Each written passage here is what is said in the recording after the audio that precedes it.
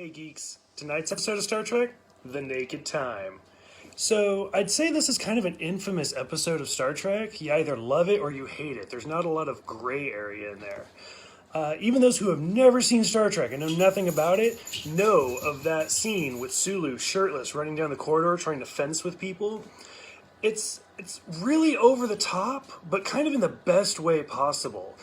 So far, all of these characters have been really cardboard cutouts and very straightforward and almost awkward with each other. And now they're finally able to let loose and just go crazy. The best example is probably Spock, who now we have finally seen break down and have emotion. Like even crying, talking about how he never loved his mother.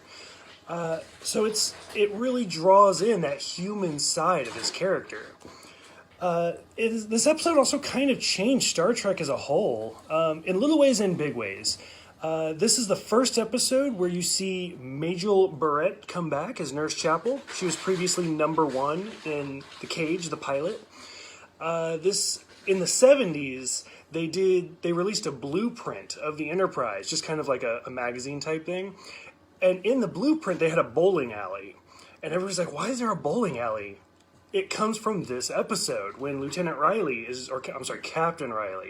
is in the engine room, and he says, the dance party will be held in the bowling alley.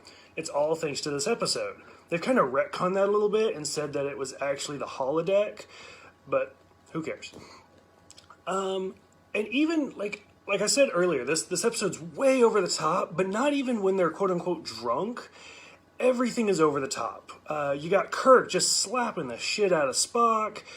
Let's see, you got the hypo spray there at the end. McCoy just rips Kirk's shirt off for no reason to give him the antidote.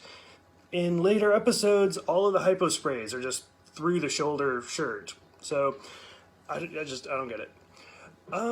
Yeah, oh, and this is the first episode that has to do with time warp. They only go back 3 days because this story originally was so long, it was supposed to be their first two-parter.